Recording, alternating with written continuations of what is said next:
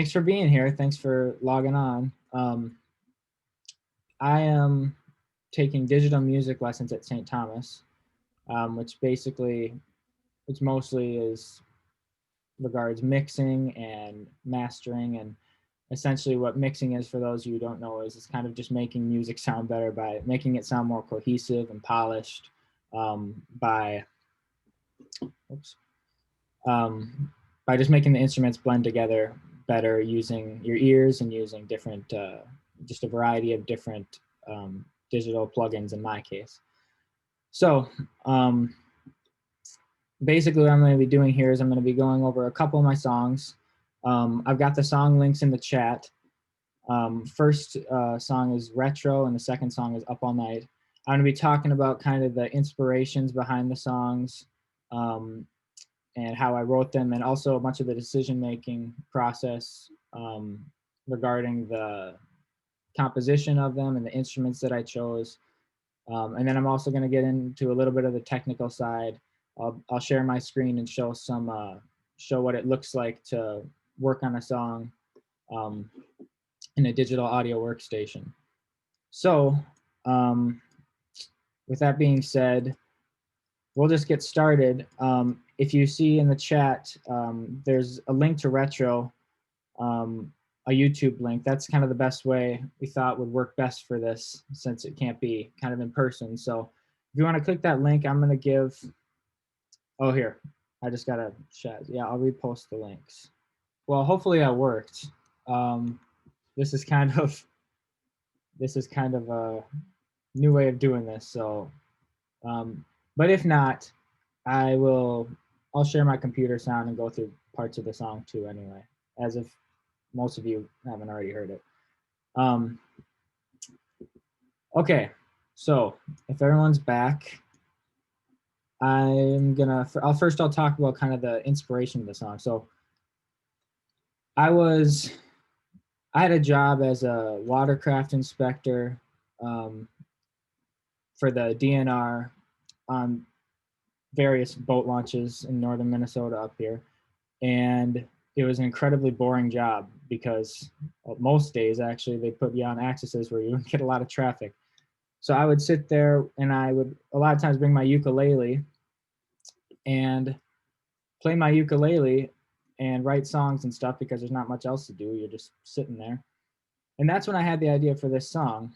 Well, that's when I wrote the lyrics for the song. And it kind of came from just a frustration with how digitalized everything is and how synthetic every relationships are these days and stuff. And so hence the line "these days" in the song. But anyway, so that's when I wrote the song. And then I ended up writing, like, kind of composing it online and making the actual music for it in the back seat of my now wife's, or my father-in-law's, truck in Banff, British Columbia. We were on our way to Lake Louise, and I was making a song in the back, and it ended up being perfect for this song. And I used a lot of retro synths, as you could hear, to kind of tie into that idea. So that's how it kind of all came about. I'm going to try to share my screen here. I have it on. Can everybody see that? Okay. So this is what it looks like. This is what you just heard. This is the window for it. So I have everything kind of color coded here. There's no rhyme or reason for what colors I picked, but they're all sectioned off by instruments. So all of this stuff up here in blue is the vocals. All of this in orange is the bass. All of this pink is the drums. And all of this lighter blue color is all the synths and the keys and stuff. This purple is guitars, and then these green things down here are just effects. So, hold on one sec. So basically, yeah, so this, I'll start with the synths because that was kind of the inspiration for for the song. So obviously it's about, what if we went back in time, back into the 80s. I wanted to use I was kind of inspired by the synthwave genre, lots of different types of synths, and started with this pluck. Actually, the song started with, well, first let me test this. Let me see if everybody can hear this.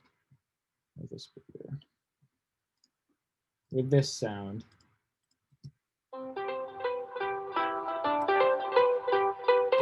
Can people hear that? Okay. That song, actually, I'm not even going over this song in this recital, but that song, or that sound, came from a different song called Daredevil that I had written.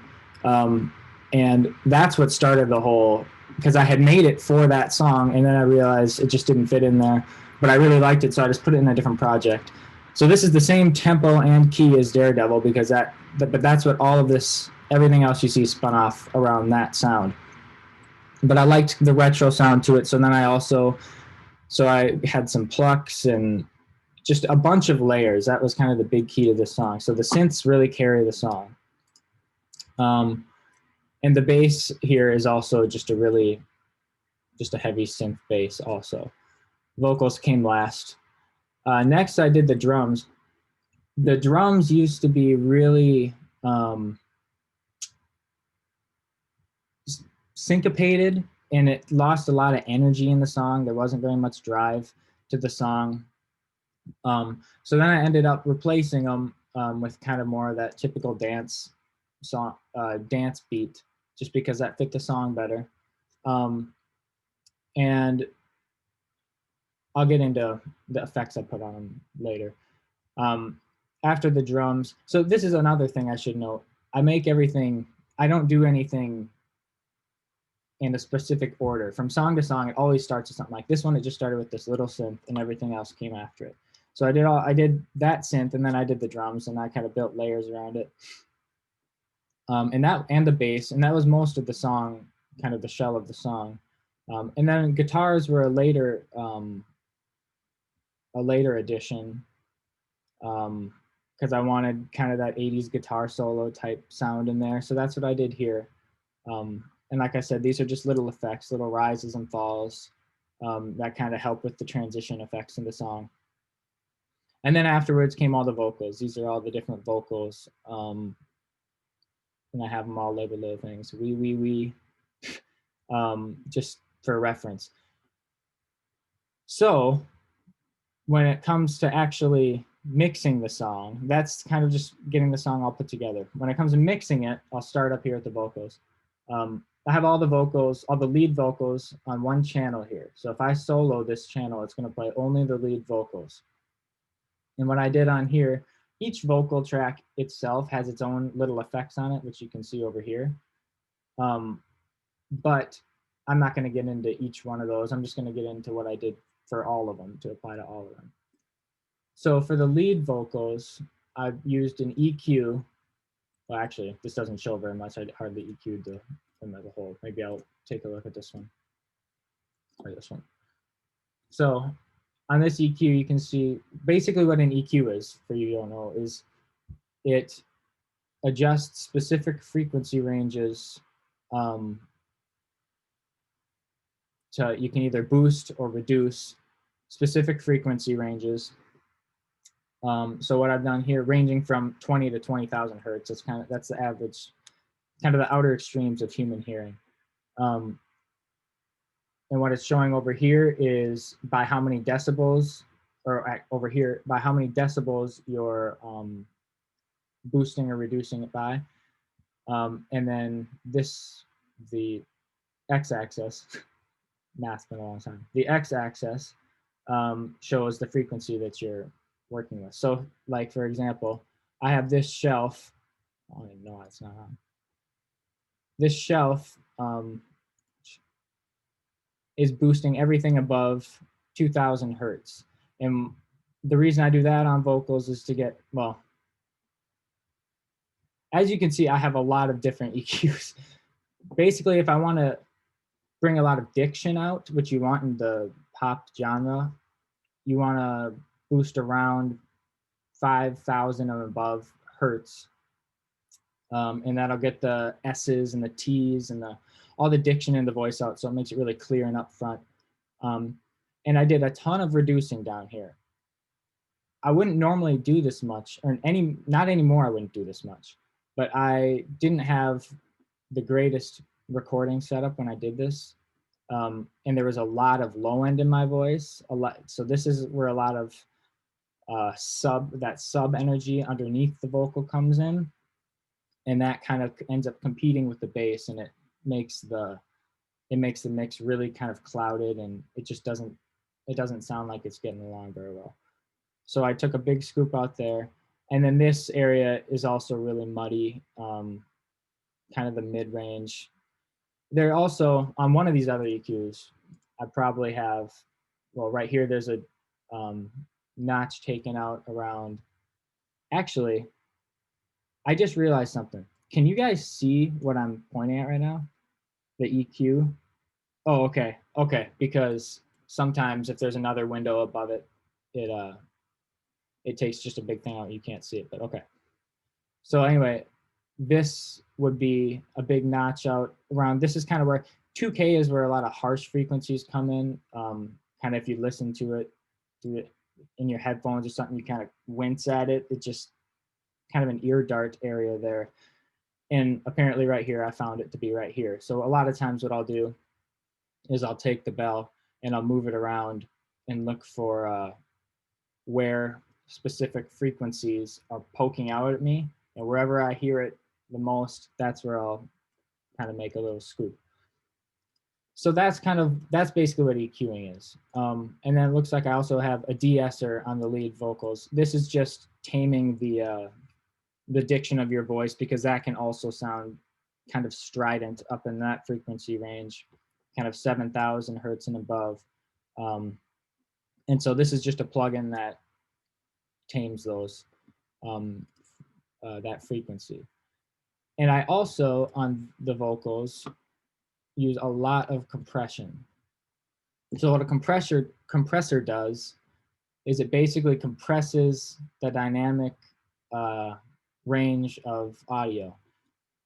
So there's not as much fluctuation of volume. So for example, if I'm singing into a microphone and I'm backing away from it, and if I didn't record it very consistently, this will make the volume of the vocal track more consistent. It's not going to have as much dynamic range.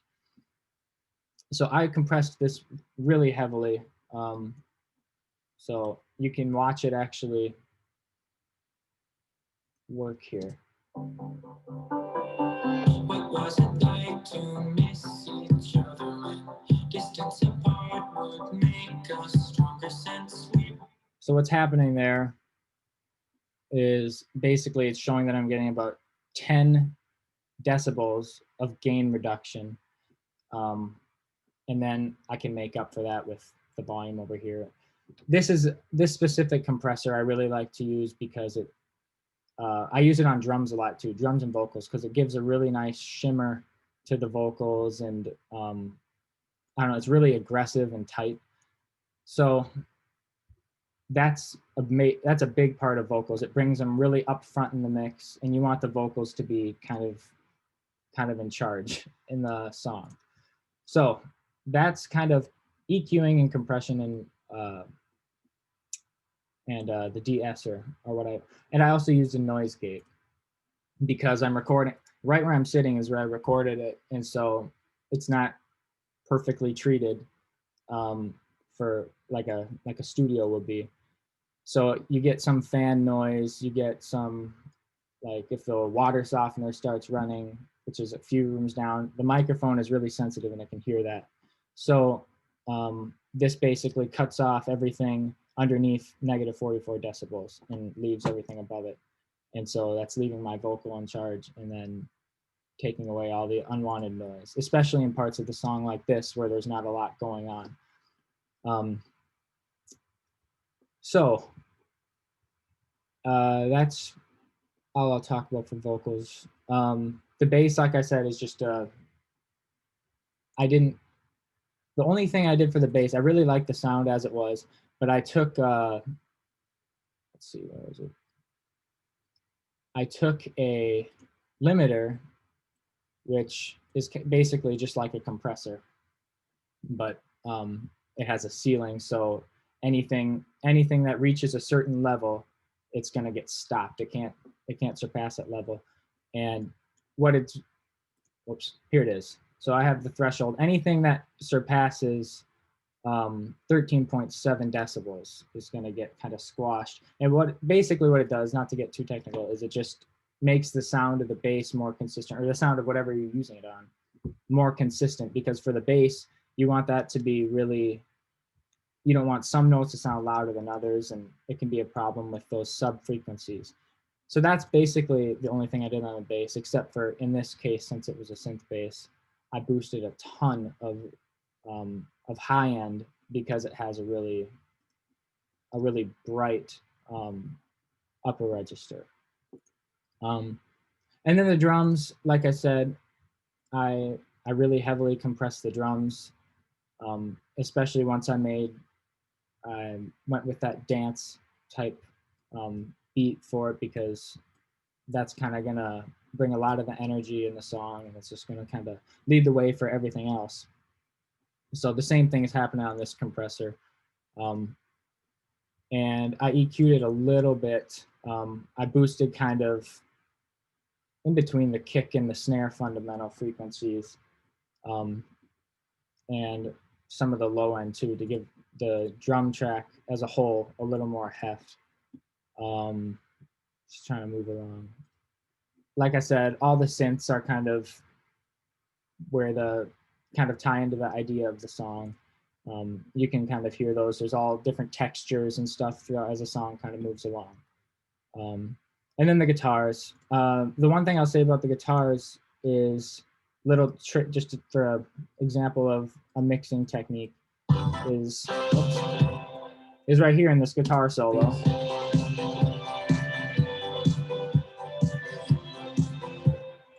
That's two tracks playing the same thing that I have panned hard left and hard right. So if you're listening to it in speakers or in headphones, one side is playing one of the tracks, and then the other one's playing the other one. And it gives it a really nice wide stereo image that kind of, it has a really cool effect, because there's just these tiny little differences in each performance that make the two stand apart, but they also still sound like one instrument that's just kind of all surrounding you. So that's a little trick that I use for the guitar solo. And I've also used it, I also used it in this song for the final vocals, the high vocals. There's 2 takes on that.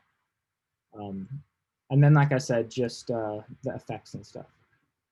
So that's just to kind of brief. I want to save enough time for Up All Night, the next song, because that's a way bigger project. I won't go too in depth, but I'm just gonna stop the share.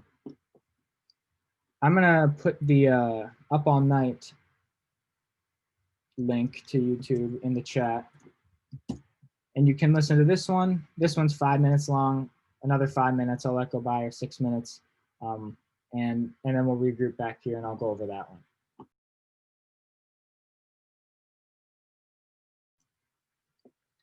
Okay, so that song is a little longer, so hopefully it's finished now for everybody. I think that's like 5 minutes, 14 seconds or something. But so this project, so some background on this one. I wrote that song 4.5 years ago about a girl that I married 3 months ago. So kind of came full circle. I was a little over dramatic with it, I guess.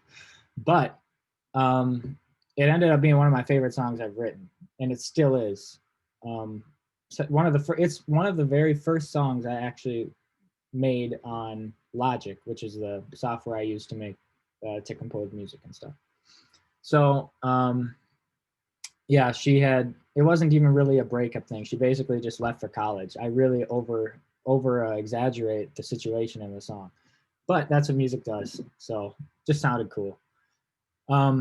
Anyway, so yeah, the first line, laying in my bed, that's just what I was doing. I was just laying there. And then I had the idea for that top line of the piano. That was the first song that started this sound that started this song. So I kind of built around, this one started more acoustic.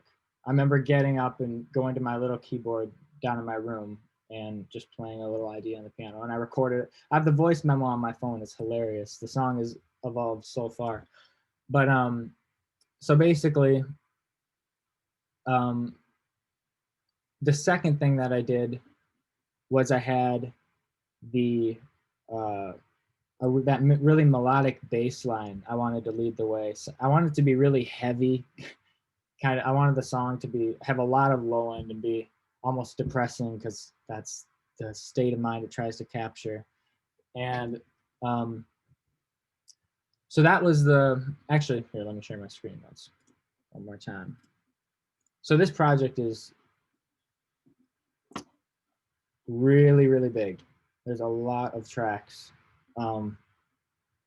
So yeah, here's just the piano, and everything you can see is labeled. Underneath this is all the different bass. I didn't use all of these basses. These were all different bass ideas. I ended up settling on a bass guitar sound that, and I used the same trick that I talked on Retro about with the limiter on it. This time I use a different limiter to really to make it upfront and consistent volume wise, because it's a melody in itself as a part of the song, so I wanted it to be really prevalent. So the bass was, I focused a lot on that. The drums were originally, it was 4 on the floor in the verse, and then here's where that first drop comes in after the little chorus, and it was originally halftime, and it just lost a ton of energy. And I ended up changing it to go 4 on the floor, just like the rest of the song. And that is when kind of the song finally actually took off. It gave the song more life, and I was more inspired by it, and I added all kinds of things. So yeah, I wrote the song 4.5 years ago, but I've been slowly adding to it for the past several years, because at the time I hadn't been considering putting out music or anything, and now I have done that a little bit, so I'm more serious about it. But yeah, I ended up replacing the kick drum. Lots of little decisions that factored into how this would kind of ultimately unfold. But the biggest challenge with the song is how compartmentalized it is. There's a lot of sections, so I don't even know what part of the window to show you, so for reference. But you got basically a verse, or this is a verse, this is a pre-chorus, and this is a chorus, and this is a drop. That's pretty standard for songs. And then the second verse and the second pre-chorus. But instead of going to the chorus, I go to that kind of filtered down 1 a.m., 2 a.m., 3 a.m. I'm not sleeping part. So that was a bridge, and that takes up quite a bit of time. And then I go to another chorus that's a little softer. And then that chorus goes to a different part of the song, which is almost like a second type of bridge. And then that goes to the final chorus, which kind of carries the song out to the outro. So all that to say, there's a lot of different sections of the song. So one of the biggest challenges with this song was kind of making it sound like a song and not like 3 different songs that I just kind of glued together. So there were a lot of transitionary effects that I used. All of these things down here are different effects, like rises, falls, and a lot of them I made with my voice. I use my microphone for. So it's one of my favorite parts of the song. So like, just for some examples, this is a rise into the chorus to kind of build tension before the chorus comes into, and it's me whistling and kind of like a half whistle. See if it'll, oh wait, it's gonna take a minute to play, so I'm just gonna talk more about it for now. forgot to play this song. It's such a big project. It there's a lot for the computer to process about it. Oh, there it goes. Okay, this is the whistle. And then this is a breath, me just going.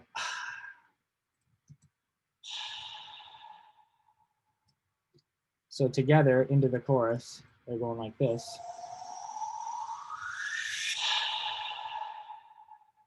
And I just did tons of stuff like that. Well, all together. Oh, but how can I be sleeping? So that's how I kind of make the song flow better and sound like more of a cohesive unit instead of a bunch of different songs all put together. And I did, and there's a lot of other little effects I did with just my voice. Like this is a TikTok sound, Up All Night. I talk about time a lot.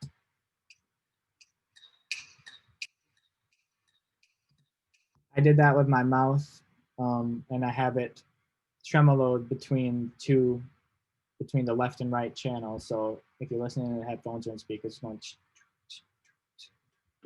going. So there's a lot of really, really intricate decisions I made with this song specifically. Retro was more kind of just a standard song, typical, just kind of a driving beat, something you can kind of just bop your head to. This one, I wrote it in such a way that, I mean, I wanted catchy hooks and melodies and all these things, but I also wanted like, I don't know, lots of little Easter eggs, little things that you almost don't even notice, but add a lot to the song. Those are some, I can't remember if there was another one I was going to talk about or not. I should probably keep going anyway, but, oh, right. There was another example of that. There's a kick drum. Well, there's so many things on this project. The kick of the song, oh wait, I'm at the wrong part of the song. See, this is also part of the headache of mixing music. Since I made this song so long ago, I started this project before I was even in lessons and before I learned kind of the right process to go about structuring a song and sending different signals, different places. So there's just stuff everywhere, and it ends up being just a really big headache. But the kick for the song, I have a reversed kick somewhere. Forget it. I won't even find it. I'm just going to keep talking about it. So yeah, all the instruments I won't get too much into because a lot of the things I did to these instruments I did similarly in retro. Usually with drums, you just want to, in this genre of music, everything I make is pop. So all the drums are really heavily compressed. All of the vocals are really heavily compressed. And I like, it's my preference to end up having the song, I like it sounding have a really rich low end because, I don't know, that's just, there's no right or wrong when it comes to mixing. It's not like you're supposed to have these, you're supposed to meet all these requirements. It's just whatever sounds good to you. And that's what I like about it, is it's just, sometimes I can get in my head about this doesn't sound right and this doesn't sound right, or this isn't right and this isn't right. But if it sounds right, then it's good enough. So the big thing I wanted to talk about this song is the struggles with recording it. So up here are all of the vocal takes. And I have, if I just solo this, it'll solo all the vocals. Part of why this song I've had for so long is because I was using, since I recorded a long time ago, I didn't have as much equipment as I do now. And I was using not as nice of a microphone as I have now. And it really makes a big difference. I kind of thought I'll just make it sound like a nice microphone through mixing. a bad recording is a bad recording. There's just nothing you can really do about it. I mean, you can make it sound better, but you can't bring it up to the level that I can currently record at. I've just gotten some new equipment, and it makes me want to go to this song and re-record all the vocals because the vocals sound so much better. But part of the problem is sometimes it'll sound really good in my monitors or in my headphones. And one of the biggest nightmares for at least me as a mixer is mix translation, which is taking your mix and taking it to different places to test it out to see how it sounds. Because when you release a song, you want it to sound good everywhere. And so I'll take it out. I have tons of different speakers, I have in our game room here, I have a little stereo system, and that's really bass heavy. So the trick is to make it sound good in something that's really bass heavy, to make it sound good in my truck, which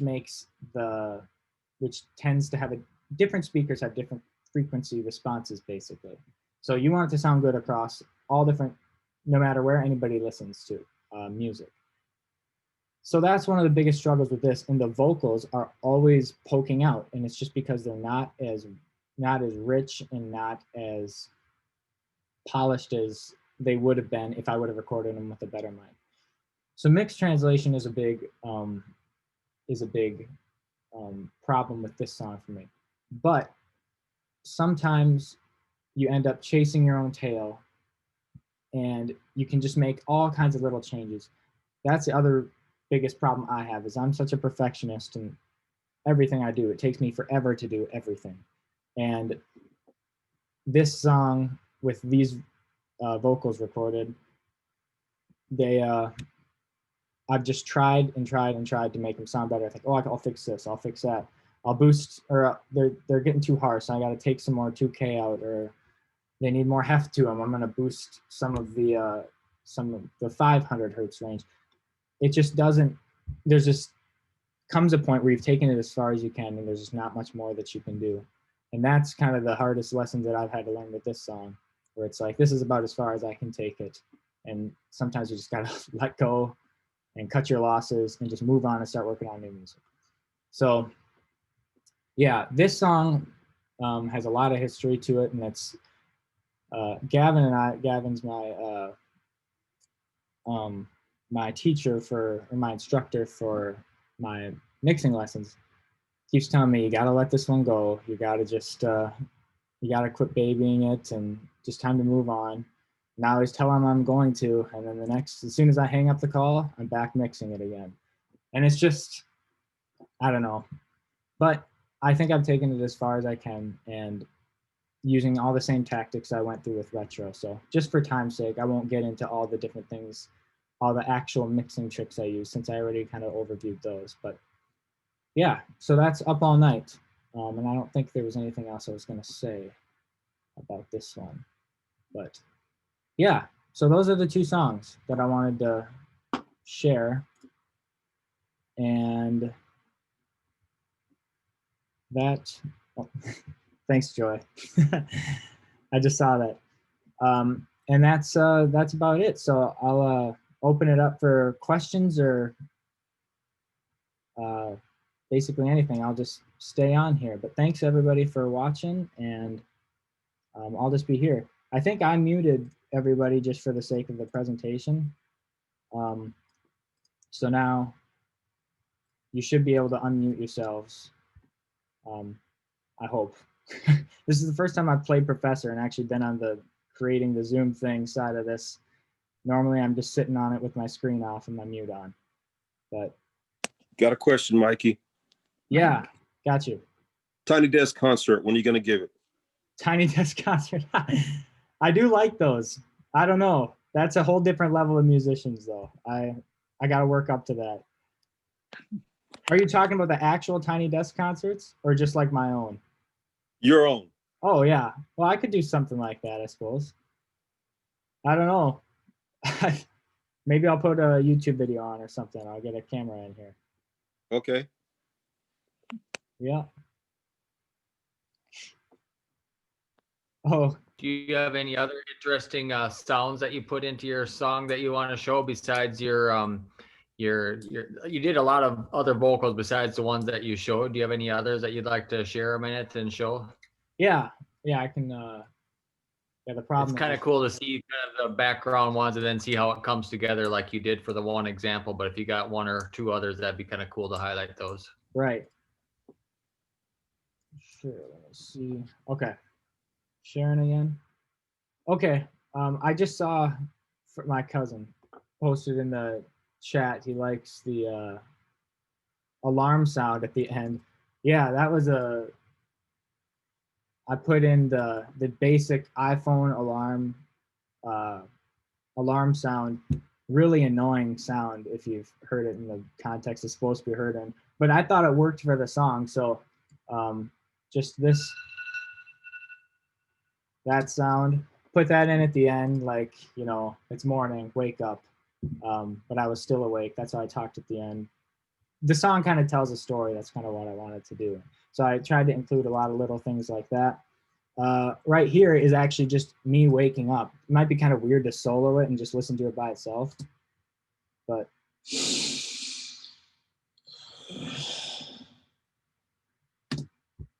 that's just me breathing into the microphone. Sounds kind of weird, but that kind of goes alongside the alarm at the very end. So together, it'll sound like this.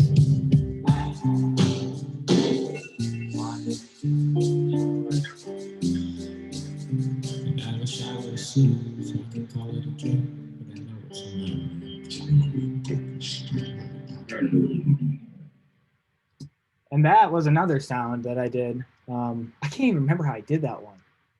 I just love experimenting and being like, what if I make this noise and then put a bunch of reverb on it and then reverse it and then, you know, vocal dive effect, I named it this.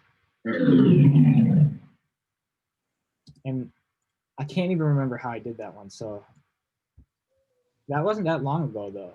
I think I took a track that I already had and just cut it so it was just one part, like me just saying a vowel or something, slowed it down, and then pitched it down. So maybe I have the I have the automation on it. Okay. So I can open this up and see the effect that I put on it. Oh, this is just panning. So I had already printed that one. But basically, that means it's starting in the middle and kind of fading. I can't remember if that's, I think that's going right. So there's that one. Let's see, what else do I have in the song? Did anybody else know it? Wait, I think I had I was trying to find that reverse kick. I don't know why I can't find it. I can't remember if it's in the effects section or in the, oh, it's this one right here.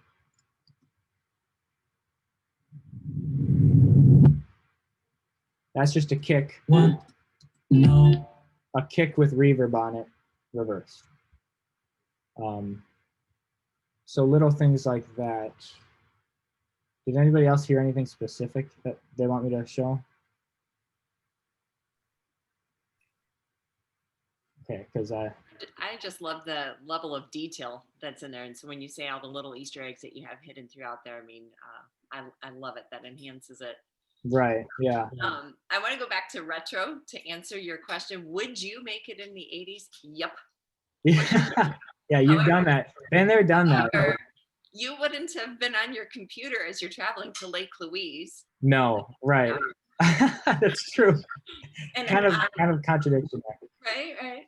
So I was curious how much influence of 80s music helped you shape how you were making this particular one.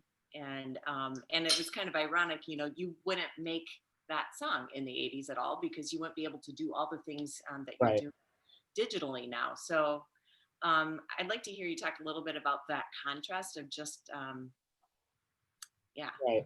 Well, when I started off, it was kind of my goal to make it sound, well, it wasn't really a goal. It was an idea I had to make it sound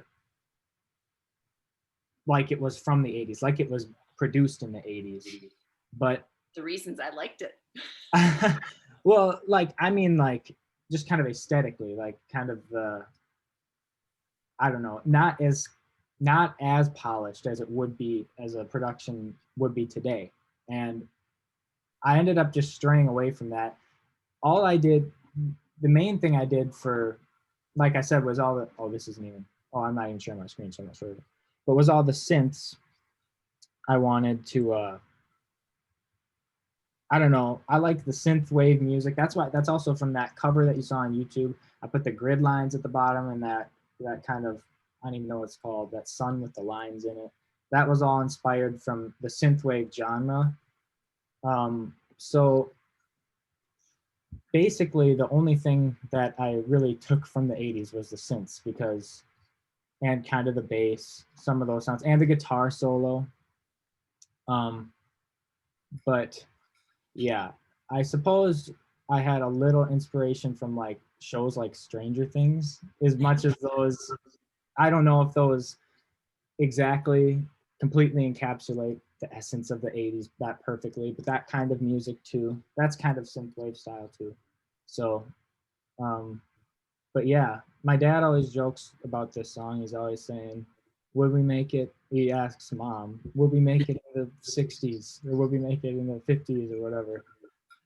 So yeah, I can tell you're his sister that you said that you've made it through the 80s. But yeah, does that kind of answer your question? Yeah, thanks. It's great. Thank you. And by the way, where are you? I'm in my room. So this is where I record everything. So in the cities? No, I'm in my room at home, actually. Oh, okay. So yeah, we were home for the weekend. And okay, it looked familiar. I was just wondering if we get a tour of your apartment, but never mind. No. No. Hey, Mike, I'd like to hear a few comments from Gavin, if okay, your instructor. I'd like to hear a little bit what he has to say about some of your work, and then also if is this level of detail common in all musicians, or is it more detail, or just I'd like to hear maybe some of Gavin's expertise as well. So sorry to put you on the spot, Gavin. No, no problem at all. No problem at all. Can you hear me okay? Yeah. Cool. Yeah, I mean, the first time I heard Mike's recordings, I could tell that he was a hook machine. You know, he could write really great melodies and had a great attention to detail in his songwriting. But yeah, the main things that we worked on were definitely mixing and mastering. And with the sessions that get to 450 tracks or whatever the number was, I myself have never got to that number of tracks before, but it can be common for people to have 100 to 300 tracks depending on the genre of music, like pop music. Because Mike writes music similar, maybe akin to like Imagine Dragons with a few other pop influences. But yeah, really great stuff. There's a lot of stuff, even in songs that don't sound really, that don't sound that complicated. There's a lot of stuff behind the scenes that goes on. There's a lot of different effects they use that, even if you don't notice them, that add these little subtleties to music too. So I had a lot of little parts, but even in the simplest, like a lot of parts meaning like little different words or little different noises or whatever. But even in like the simplest songs that don't have any of that, there's still a ton of production that goes on. Stuff that's what I'm learning, is all the different production to do to all my ideas. Let's see. Yeah, Firth loves you have Up All Night's evolved. Yeah, it was he knew it when I first wrote that song. That's kind of funny. Yeah, it's come a really long way. Mike, who are some of your biggest influences as far as artists? That's John Bellion. So I have his vinyls on my wall. That's pretty evident. And that's Imagine Dragons, just like Gavin was just saying. So those are two big ones. John Bellion was a bigger influence when I first started producing music.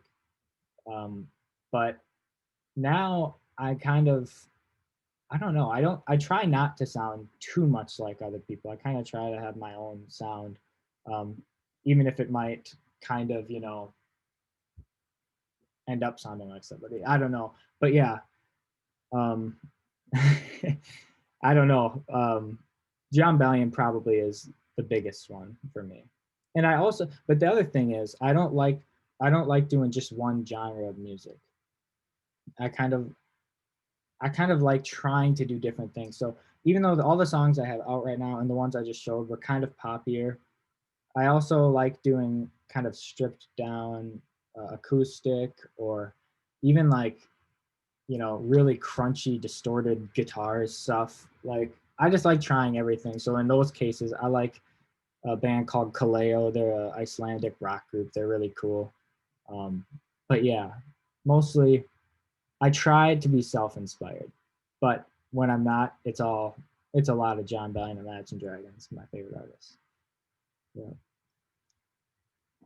Where do you get the inspiration for your chord progressions relating to melody, feel of the song?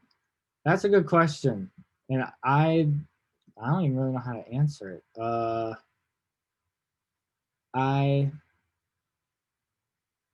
don't know. Like Gavin said, I really focus on hooks. That's kind of what starts a lot of songs for me. Is I'll have a little voice in my head that sings a little tune. I've woken up at night or not woken up, but I'll be almost asleep, and then I have to get up and go to the piano and record something. Haley I don't think she likes that very much, but it's okay. I have to get it done. I don't really know. A lot of times it just comes to me, especially with chord progressions relating to melody, feel of the song. I do try to, so a lot of times I will write the lyrics first and then make the music. There have been some times where I'll make the music and then I'm like, what should this song be about? What does it sound like?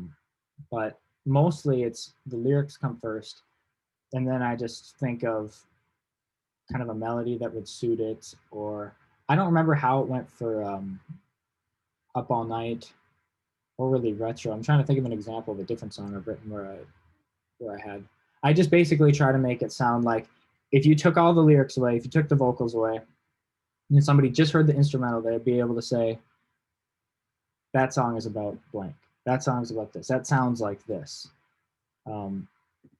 Just like you'd be able to say, look at lyrics and say, that song would sound like this or something. I don't know. That's the best I can describe it. But mostly it just kind of comes to me. I don't really look to anywhere for inspiration so much as I just kind of wait for it to hit me. And there's kind of a big price to pay with that too, because a lot of times I am constantly distracted thinking of something. Like I have half an idea and it comes to me. So yeah, it kind of just comes to me without, even if I don't want it to. But yeah, it's about the best I can answer that. So Up All Night, headed to Apple Music soon. Don't put the pressure on me, Isaac. I'm serious. That song has been the death of me. I have been working on that song for so long. Believe me, I want it on Apple Music so bad, but it's just so hard to let it go.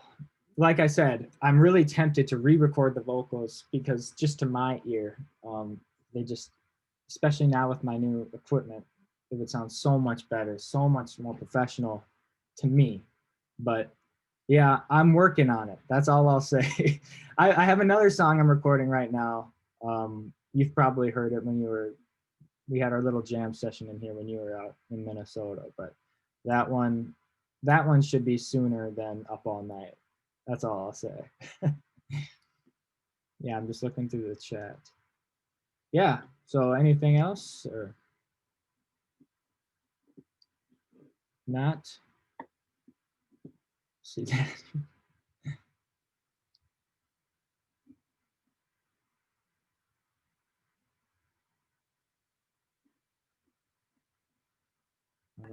Hey, Mike.